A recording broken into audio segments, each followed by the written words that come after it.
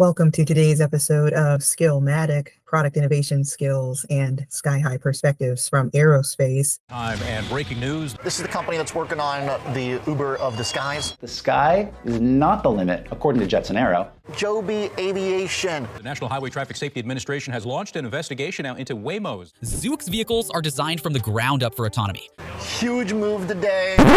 Waiting until regulators sort out all the red tape around eVTOL. Skillmatic is the podcast where we explore the future of work and learning and the skills that build that future. Today's guests are Dr. Willie Barnett, a general manager from Delta Airlines, and Francesca Gazzola, a director of product management from Honeywell Aerospace. Let's jump right in and get started with our vibe check. Francesca, what is your favorite hip hop song? My favorite hip hop song is Super Solstice.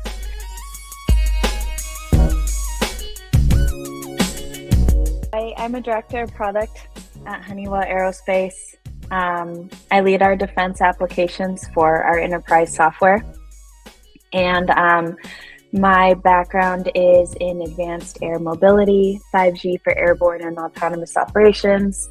We've done a whole bunch of different design and electronic design across the entire industry. So I've kind of spent my entire career thinking about designing things and building new stuff. I like that. That's a jam. I like this little bop right there. I forgot about that song. All right, we're coming to you, Dr. Willie Barnett. Tell us a little bit about you and then share your favorite hip hop song. Well, thank you, Tiffany, and pleasure to meet you, Francesca. My favorite song, I actually had a lot. I had an old school playlist with like just a lot of songs. So I had to do it from like an analytical perspective and just see which one I played the most. And it was Go DJ by Lil Wayne.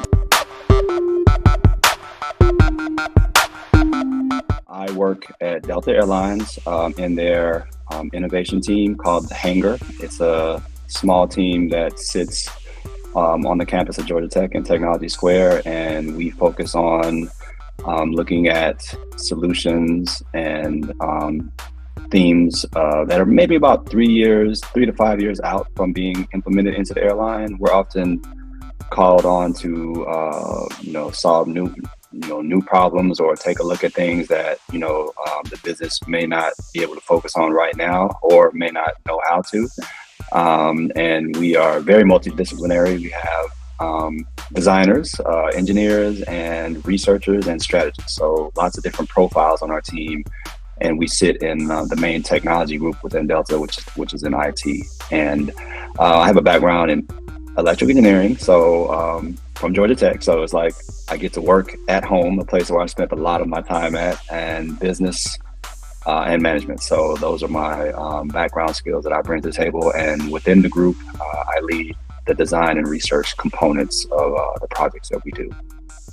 I'm your host, Dr. T, and my favorite song is always Biggie Smalls, Notorious Thugs, featuring Bone Thugs and Harmony.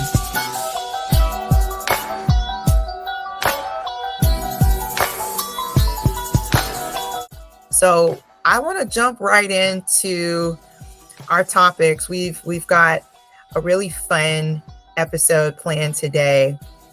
I want to turn the first question to my girl Francesca, and what I'd like to know is, what does product innovation mean to you in the context of what you do right now? Oh, you had me like dancing for a minute to your song. That's one of my favorites too. It's hard to pick, but that's a good one. And Willie, I didn't know you were electrical engineering too. We have lots of things that we should be connecting about outside of this. So I'm excited to be having this conversation. Thank you again, Tiffany. See, we vibing. We vibing on multiple levels. I know. Good Atlanta flow with you over there in LA. So I work in product design and development, have my entire career, and I've covered a lot of areas in this space, but I've always been designing things. So starting from things like in research and development and robotics, and got into product design, and did things like self-lacing shoes, and worked on power grid automation and new ways of managing power and 5G systems, and much, much more. And in this space, innovation was always like, how do you do something better? How do you do something new? Then I moved into networks and looking at emerging tech. And here I was looking at 5G for the purpose of supporting critical command and control and autonomous flying vehicles. And so this was the first time for me that innovation was about more than doing just something new and something better. It was about changing minds about how things are done, because now we're talking about airspace, and this is a very regulated industry. And innovation was a lot about policy and how do you work with regulators and policymakers to apply and adopt new technology that advances society and, just makes things better, like shepherds in technology for the better. And some interesting, like just hit, I started seeing in my LinkedIn that the FAA Authorization Act passed. And there are provisions in there to advance beyond visual line of sight rules for drones, which is something inside of like the industry of how do you get aircraft that fly themselves up in the air. This has kind of been known to be the step one, and the industry's been working on it for years. So today's like a really awesome day to be talking about this, because those policy changes are what actually like lays the footprint for innovation. And so that was kind of a shift to me to now think about innovation in terms of policy. And now I work in defense. And here, innovation is extended to like, how do you make things happen? Because you still need to do things new, and you still need to do old things better, and you still need to work through highly regulated industries and work with policy and the responsible adoption of technology. But what I found is the most important thing is like how to execute. And so now innovation can mean something that feels ridiculously small and simple. It's like the creativity in innovation is working inside of existing systems that must succeed. They must function. And you got to find a way to make it work under some of the most pressing and challenging circumstances. And these circumstances, they range from like bureaucracies to cybersecurity to old ways of thinking to working inside of space, like space, stars and moons, not just airspace. And getting capabilities to warfighters in contested environments, and in general, just doing things that support keeping our nation safe. So it's a whole new world, and it's a whole new dimension of things to overcome, and it creates for me new ways of thinking about innovation. But I think it's cool because it's really organic, but it's really hard because you're looking at like how do we solve real problems and physical problems. And the way that I kind of see it is like in the past, engineers work a lot with atoms, physical things. And then you have like this world of bits, which has always been like information. And now like innovation is like, how do we bring those two things together and make stuff happen? I like that. Bringing things together, collaboration to me is like one of the themes that I'm obsessed with this episode. So I'll turn the question over to Dr. Willie Barnett. What does product innovation mean to you? When I thought about this question, the thing that stood out to me were, in one case, one thing I learned real fast when I got here is, the airline is, there has a lot of technologies that are old. It's a kind of an industry that, I would say is sometimes a laggard in some of the new tech. So one of the main things is, it's for us anyway, it's not about something being new.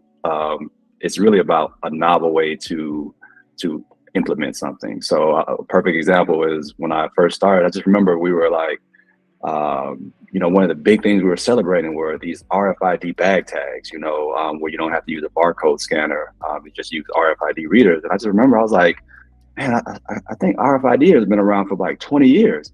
But in the airline context, it was very novel. It was a novel way of reading bag tags because of the older system. So my former boss used to always say it's just really about, think of it as like a car in your garage and you're trying to do something, you really reach on the shelves and get all the stuff you have first and try to put it together to see if you can create something and then you go out and look, but a lot of times the answer is really just kind of right in front of your face. So that's kind of one of the things that we deal with a lot, is trying to get past, expecting to be working on the latest bleeding edge cutting technology, because it might not be ready for the airline yet. So that's one thing. The other one is it's the difference between feeling awkward or uneasy and feeling comfortable. And what I say about that is, one thing I've learned in doing this for a while is, every innovation, what it brings is it makes some people uncomfortable and unhappy. And while it does make a lot of people happy and comfortable, so you just have to balance that side, because in some cases you could be changing the way someone works. Other cases you could be completely, replacing a job. So it really depends. But someone, in my opinion, if you have a successful innovation, someone is always going to feel uneasy about it in their day-to-day. So that's number two. And then finally, I think the main one, is just this concept of, taking a literal product innovation. A lot of the things we do sometimes is innovating a process. It's not anything tangible. It doesn't, it's not a physical device or tool. It's just the way we process passengers, or, the way that, we may load the bags on the plane. It doesn't matter, but process is really big with us, because a lot of our things are heavily logistical. So it doesn't always have to be a physical tool or device. It could be a service, process, and anything within that. So I think those are the three things that I think of it in terms of my day-to-day. That's how I'm impacted. Yeah, process is another one of those words. I'm reminded of one of my favorite recent reads was the Checklist Manifesto by Atul Gawande. And it's apropos because he borrowed this. This is a surgeon who, and I don't remember all of the sort of like what his arc was, that just got him like worked up. I know it had something to do with mistakes in the surgical suite in the operating room, but he borrowed inspiration from aviation. So if either of you haven't looked at it, if the listeners haven't heard of it, but the Checklist Manifesto is a book by a surgeon who is a fanboy of aviation, essentially. That was a really good, that was a phenomenal like example to pick here too, because, like Willie was saying, like sometimes the very innovative things in the industry that we're in, it's like changing the way that somebody works. And checklists inside of aerospace like transformed aviation safety. Yeah. And there are like these kind of like a few innovative things that have been introduced inside of aviation that have had just huge and profound effects. And simple things like being able to like digitize a checklist. Those to the everyday person from a technology perspective, that seems so basic and so simple. Yep. But the power of when you bring that into these highly regulated kind of like older industries that they're focused on every day, like we got to keep running and we got to keep running safely. And so they take change very seriously. These are finding a way to get that into the hands of the people who are doing this stuff. Like that is innovation. The process of doing that is innovation. The process of fixing something and fixing it better so that a plane door doesn't fly off an aircraft mid-flight. This is innovation. Yeah, I totally agree. Woo. Yes.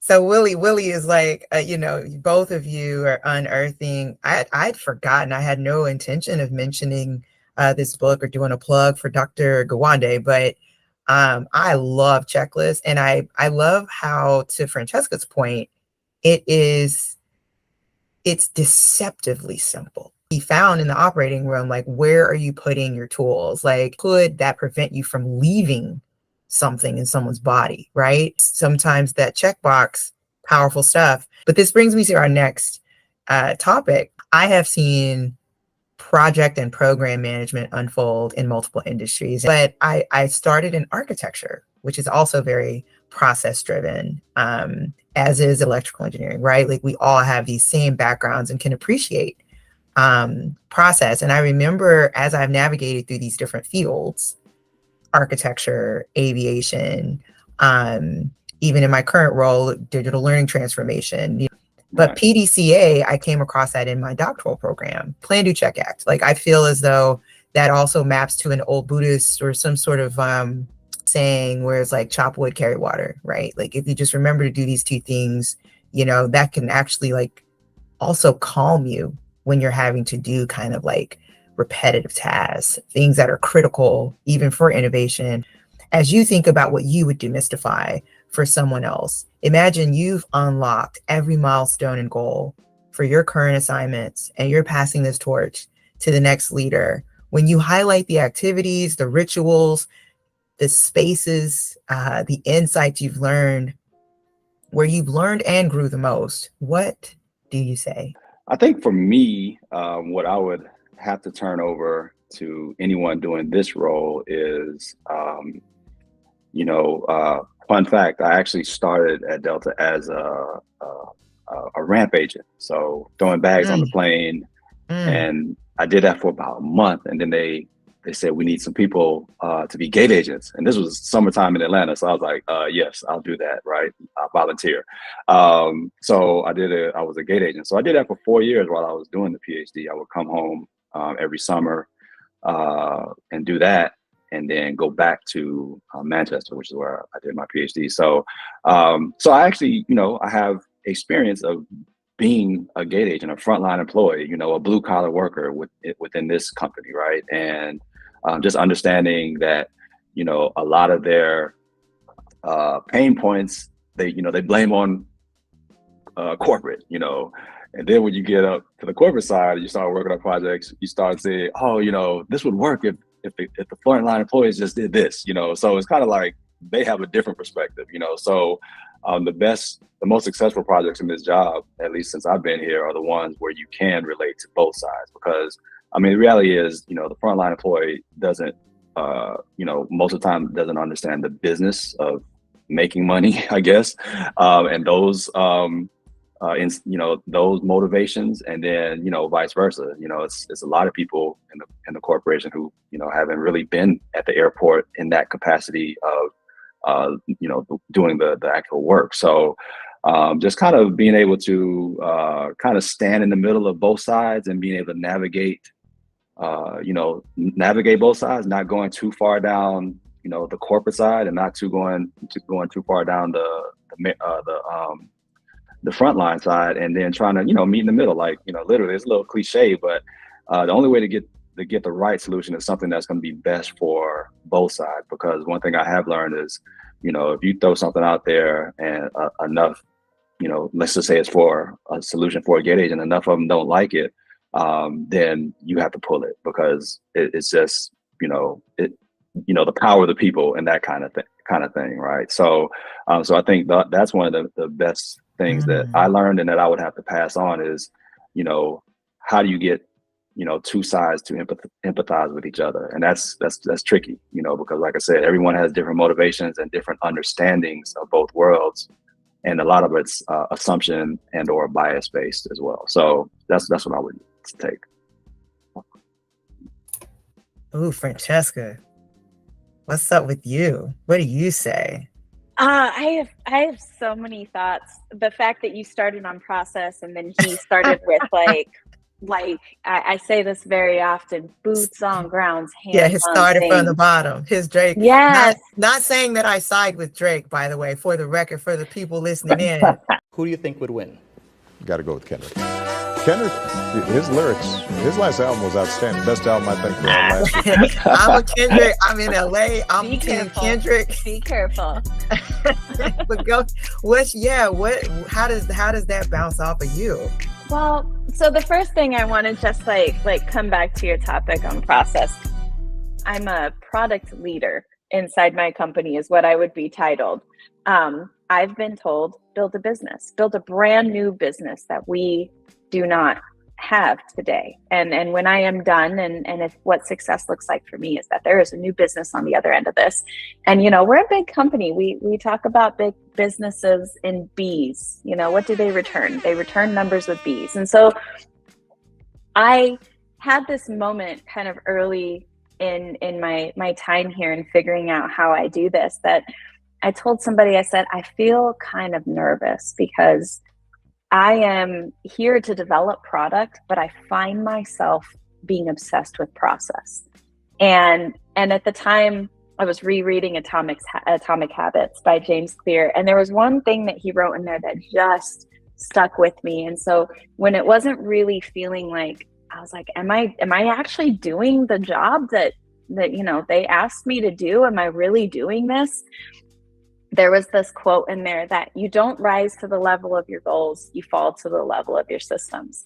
And I think at the heart of like really solid systems is really solid process. And so when you started talking about process, I was like, you know, that really resonates with me, because I do think that very successful businesses are businesses that can be run without their founders, without their developers. You know, like really that's what we're here for, is to develop a business that, you know, lives on beyond its original innovator. And you have different people at different parts in a business. So, you know, coming back to those foundations of like process is really important.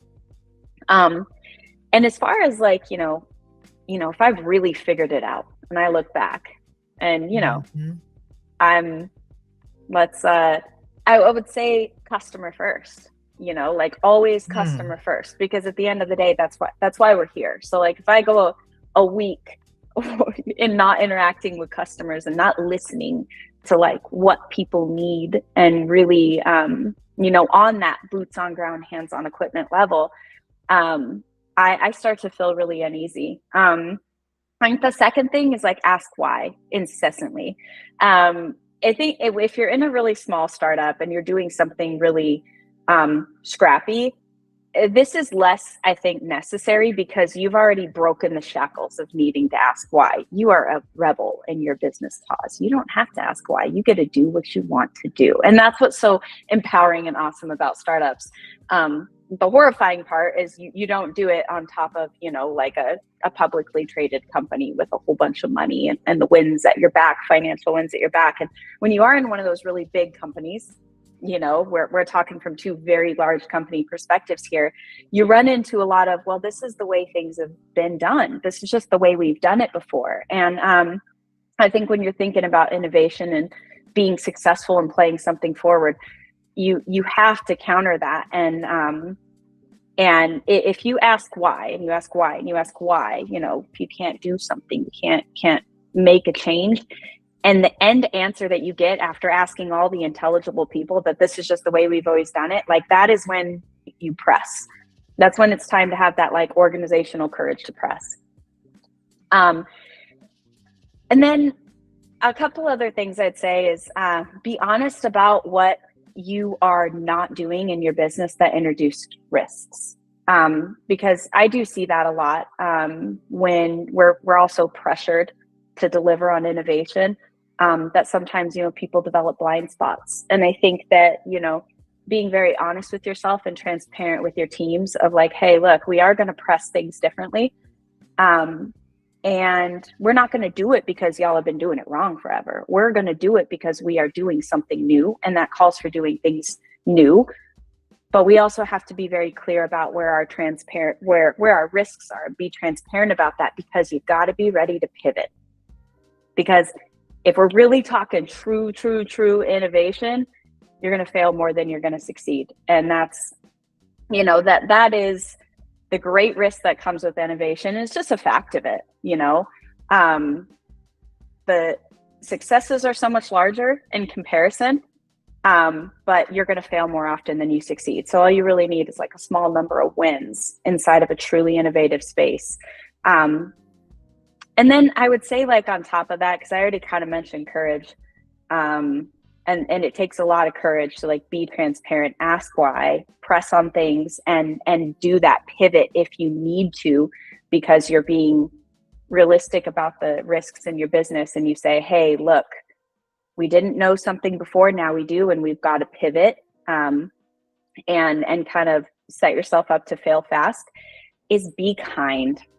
You know, we have such an opportunity to be kind inside of our workspace, to be generous with basic things like please and thank you, to express gratitude, to take that extra moment with somebody, and tell them that like their input is important, and you want to take a few more minutes to listen to them.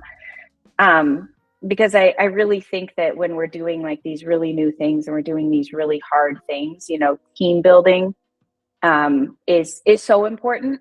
And you know, the age old saying, you get more bees with honey, but really when you need to do these very difficult things, you need all the support you can, and really just showing up as like a kind human goes, I think, a long way, a really long way actually, in putting those wins at your back. Now, all of this is saying I am like smack in the middle of building this big thing. So these are the things that I'm leaning on very heavily. And you know, I'm counting on them. I'm counting on them to be my foundation to you know, make it work and make it happen. So a quick comment about that. You know, I definitely agree with the asking the why. We do that a lot. We do an exercise called the 5 whys, but that in, you know, I guess in qualitative research, there's a method called, it's kind of correlated to this one called laddering, right? So you keep asking why. So typically every answer gets more and more abstract, and it's the last final answer, which most people can't get past 3 or 4 whys because they don't know anymore. It's usually attached to some kind of value, something like, you know, the last why would be like, because it's the right thing to do, you know, something like that. Or I believe in this. And we do that all the time. We keep asking why. And what we find is that whoever, you know, told that person, they don't even work at the company anymore. You know what I mean? So it's just like, I don't even know why I'm doing it anymore. I just was trained to do it. So that's a very you know, parallel thing to what I do, what we go through as well. I'm hoping folks are listening, wondering to themselves, like, well, how could I work for or with, you know, these kinds of visionaries? So in that vein, you know, we've got 2 fun activities coming up as we wind down. The skill flex, and the other one is a crossover cipher. But I have been eager to hear your thoughts on smart cities. Aerotropolises, some call them mega cities is another term. But while the vision for smart cities like NEOM is ambitious, there are valid concerns. No roads, no cars, 0 emissions, and run completely on renewable energy. Out of the box and something that the world has never seen before. It's a country that has, you know, spare cash laying around, right? They say the flight reduced Bhutan's commute time by 88%. The science fiction of yesterday is rapidly becoming the science fiction of right now. I'd love to hear what you think are the major technological gaps or hurdles that must be overcome before these kinds of concepts can become a practical reality. I think there's so much value in these greenfield concepts. So I'll first of all just start there. I would say as far as like gaps in R&D or really things that have to happen, I suppose I'll approach that from like more of a philosophical perspective to start, because I think these kind of concepts, they open up the experimentation ground to see what technology impacts can like play out in the social and economic well-being of people in these new environments. So it's not just about technology and sustainability, but that's what we talk about. That's kind of like the sexy talk track. It's also about the quality of human life, human connection. What positive principles of humanity can we introduce that are fueled, fostered, and nurtured by applying technology? So I think these are really awesome for the fact that they're these very rich sandboxes for the what is the art of the possible. And we just have to take into consideration that humans evolve somewhat slowly. And I'm really interested in that social evolution, because ultimately that's why we want to do this. If we build these big cities and we look at them like the new cities, and we find that these don't really nurture the more like positive side of humanity, then is that really a great responsible application of technology? But ultimately, though, whether it's a great or a not great, I think we can agree that a lot of really positive learning is going to come from these environments. So as far as like how companies are involved, like my number one concern with these things is really that, like, what are the motivations to fund and sustain them? And is that going to keep them this rich, good test bed for really understanding how technologies can play out? And this is where I think companies like my own, like Honeywell Aerospace, we're a huge champion of the development of urban air mobility. We play an important role. So when we want to look at the concepts like urban air mobility and multimodal transportation, and we talk about facilitating these communities where nobody drives and they don't commute. It sounds pretty awesome to me, because I think commuting is like one of the top 3 indicators of quality of life and like happiness for people. So a huge amount of value can come out of having these safe, controlled technology implementation where we can learn from. Because for flying cars, for example, if we want to do that here in the States or any other existing economy or infrastructure, we have to integrate them into national airspace. Well, national airspace is a very human system today. So we need to digitize that first. And then we need the infrastructure, which is beyond just how do you make a car safely fly itself, because not every human's going to become a pilot. But how do you have like the communications and all the infrastructure in a city? We don't even really always have reliable power and communication for our ground stuff, so we've got a lot of work to do that. And then most importantly, in trying to put these concepts into existing infrastructures, we need public buy-in and cultural acceptance. And that's hard, because people are concerned about change. They're concerned about the irresponsible application of technology, and it's really fair. And so that brings us back to like policy, where we need like sound, responsible policy to guide that. So doing it inside of an existing infrastructure is really hard. The barriers are tremendous. And so we can sandbox these things in these future city concepts. So that is super positive, and we can prove them out and give a really safe proving ground. And then, taking it back home, things like Waymo operating in Phoenix. It's like a crazy mix of like really exciting and kind of creepy when you see these cars driving themselves around the city. And I'm in Phoenix a lot, so that's where our aerospace headquarters is. And they're all over the place.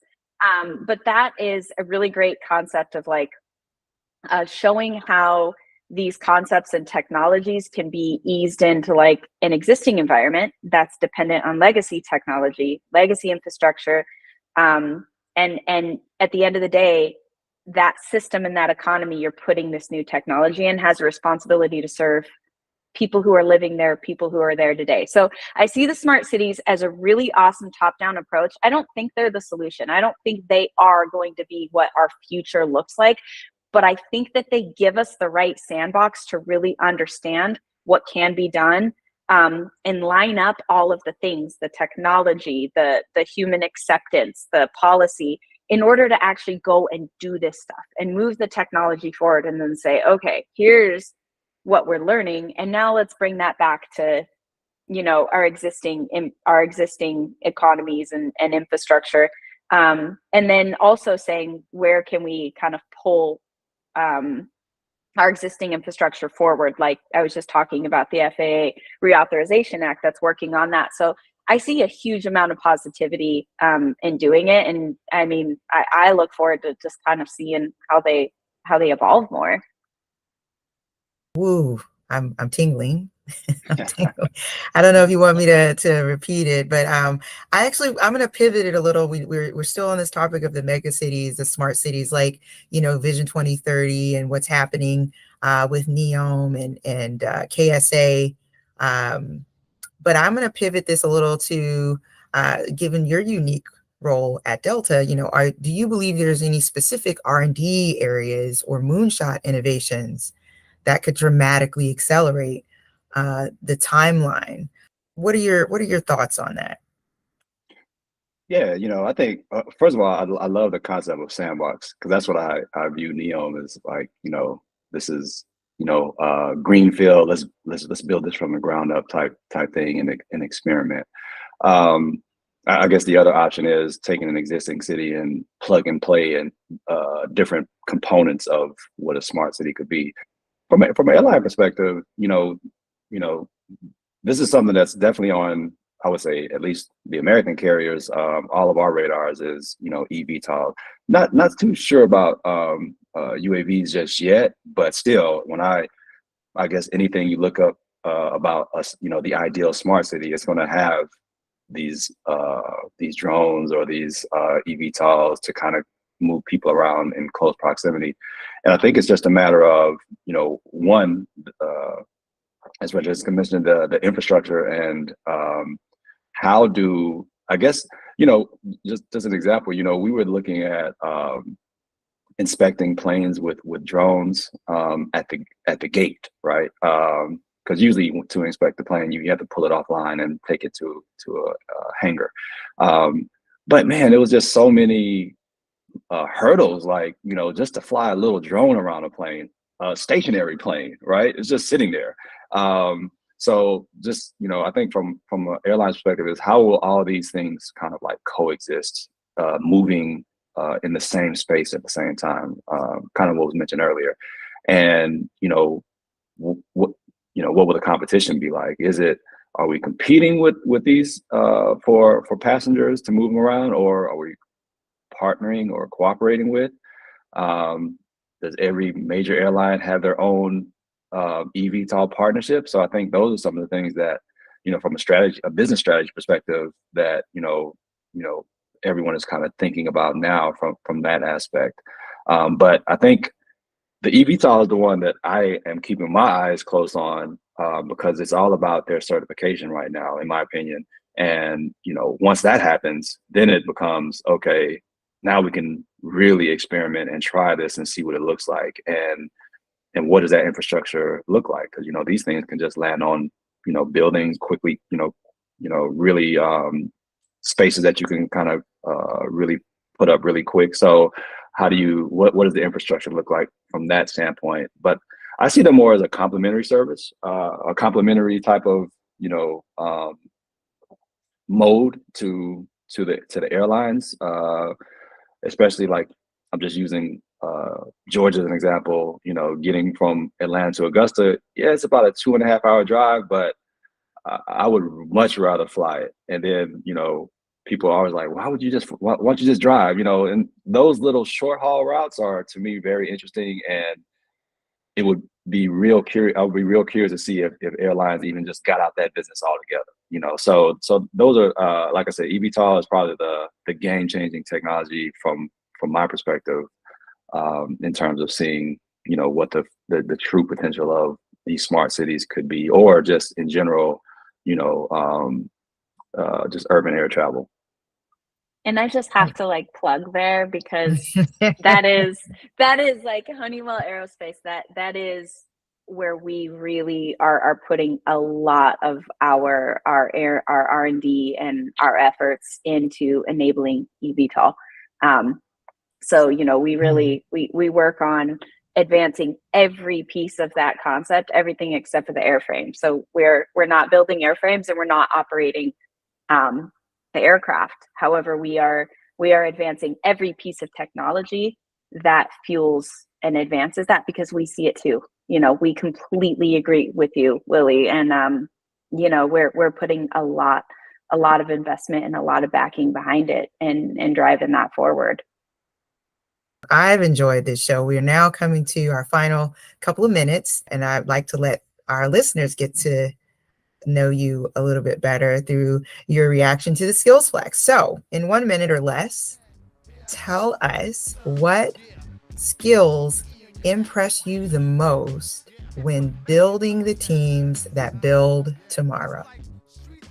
For me, it's I guess a combination of critical thinking, and maybe I latched on to that from the engineering background, but also the PhD. But really being able to peel the layers back, I think that's crucial.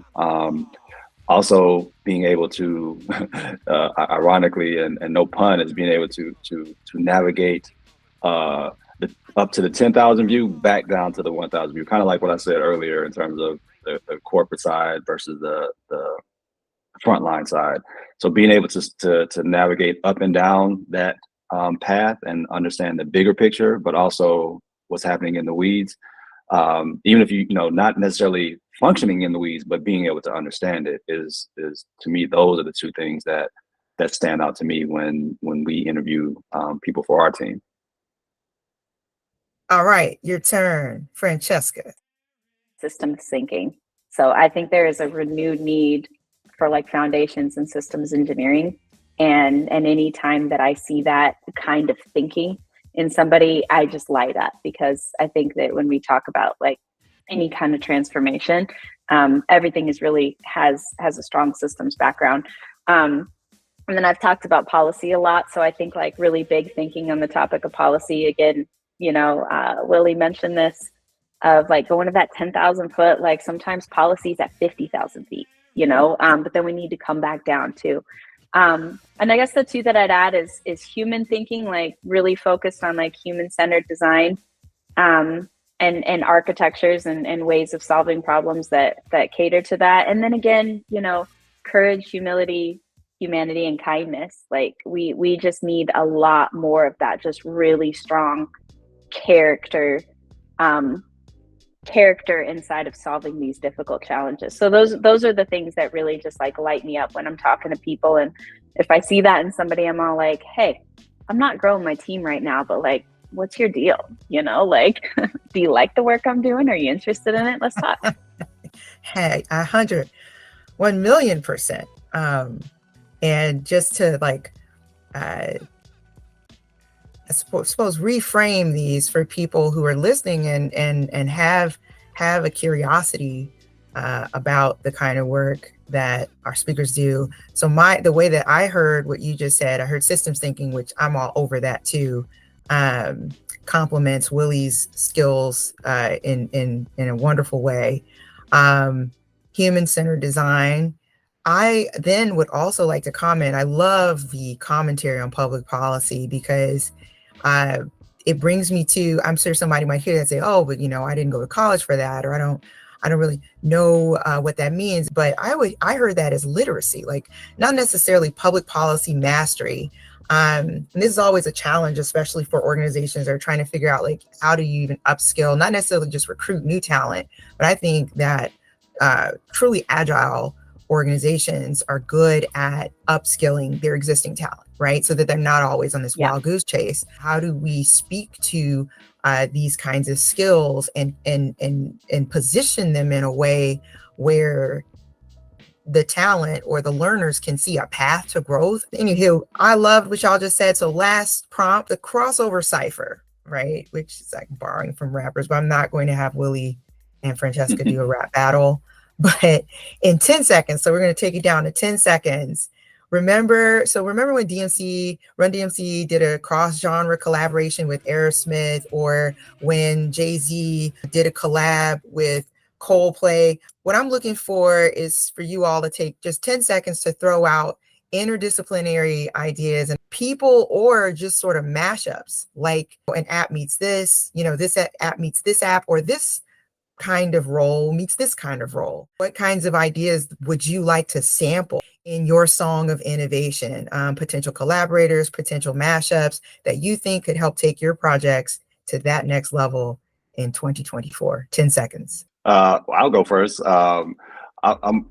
do a lot of reporting at Delta. It's like, what is so-and-so working on, and what projects you're working on. I got to update this person, but then I have to update that person who might be a different level. So I always had a curious thought, is like, maybe we should, and I was socializing with the team, maybe we should hire a journalist major, and I was like, is there such thing as corporate journalism, where you would go in and you would go in and interview, you had a specialist who can go interview you like, hey, what you working on? Tell me the hurdles and things like that. And then put it into a form where you can, because you're also always trying to sell stuff at Delta in terms of, hey, I think we should do this. We should, influence, especially in our team too, because we don't really own anything. We have to influence the way the innovation goes. So I always wondered, like, where does, something like journalism fit into a corporate environment other than, hey, I'm trying to get the scoop on what's going on with this, you know what I mean? So that's beautiful. So that's interesting. Yeah, I love that. 10 seconds is hard, ain't it? I know. It's hard. It's hard. This is what people struggle with. They're like, give me your elevator pitch. I love that. So, okay, I heard journalism meets like corporate forensics. Francesca, you've now had like practice listening to Willie's response. So we're going to see if you got to do it faster. What would your crossover cipher look like? Go. I'd say metaphysics, human factors, because I think there's a lot of opportunity in recognizing that we're all physical beings and we follow the same laws of physics as everything around us, and that has a lot of really positive implications around how we develop things that matter. And then I gotta like double click on Willie's, because like we need good storytellers. Yes, storytelling. Ooh, I love it. This is so fun. Well, you all, I appreciate you joining me for today's Skillmatic episode, product innovation skills, sky high perspectives from aerospace. You all took us around the universe. I mean, we made it to metaphysics. We got an investigative journalist that is like secretly a shaman, but understands, like human-centered design and human factors. Yeah. I love this. Yeah. So it's like a beat writer. A beat writer. Yeah. A beat writer that just goes around and interviews people in the corporation. A beat writer. I'm gonna add that. Oh my goodness, this is like dope. So we have had so many exciting themes emerge in today's episode. We talked about empathizing across different groups, moving from baggage handling to the C-suite, right? Just being able to understand both sides, all sides of a challenge. Boots on the ground, pivots and processes. When do you pivot from a process and break rank? Kindness, right? Because sometimes we break rank, everybody got to be able to use their words and share the talking stick respectfully, because it's stressful when we break rank and do something that people aren't used to accepting. And what I love about today is that we did not obsess over AI. It was just a part of this. So I just want to, just all the Mario coins to the both of you. Okay. I appreciate that too. Thank you so much. Like, whew, good Lord. Okay, automation, AI. I mean, let's just assume for everyone listening, like when we say digital transformation and all of the various themes, like we're just double clicking, right? There's things that AI and automation, like machines, cannot do the hard work of things like cultural acceptance, right? Like that is still fundamentally like a human and creative enterprise, which brings me to some of these final points around, okay, we talk about pivots and process, this culture of acceptance. I heard not just like having a culture where we just accept any zany idea that's approached, but just having like an appreciation for the nuance, right? For how long it takes for people to move through an innovation curve. The books that we mentioned during today's call, the Checklist Manifesto was the one by Atul Gawande, the surgeon, who absolutely just dived deep into all of the different processes across industries and found his greatest inspiration in aviation. Atomic Habits is by James Clear. We heard that one dropped. I mentioned Chop Wood, Carry Water. I couldn't remember where I'd heard it. I didn't know if it was, some sort of like Buddhist saying, or I think it turns out it was like some samurai story. But there is a book called Chop Wood, Carry Water by Joshua Metcalf, but this was published in 2015. So I want to say that the power of now is where I first heard Chop Wood, Carry Water. I want to close out by inviting everyone to, just reframe transformation, right? Like learning and training, like all what we're doing, we're having conversation, but really this is about mindset.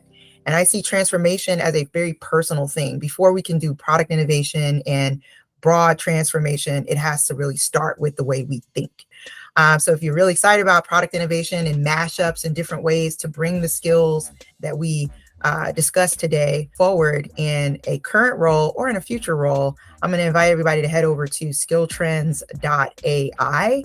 That is where you'll find a plethora. It's one of my favorite words, just a really broad collection of free upskilling opportunities. So if personal transformation, curiosity, and all those things are exciting to you, and you want to be able to apply what you heard today in a very practical and impactful way, strongly recommend going and taking a look at all of the various providers. We got everything from Harvard to Stanford to DataCamp. So explore for yourself. And we'll see you in our next episode of Skillmatic. Ciao. This is Skillmatic, produced by Dr. T. The show is directed by Dr. T. Our small army of production staff includes Dr. T. Guiding the ship is our senior supervising editor, Dr. T. Skillmatic's executive producer is Dr. T. Music selected and arranged by Dr. T. I say this sincerely, we could not ask for a better team.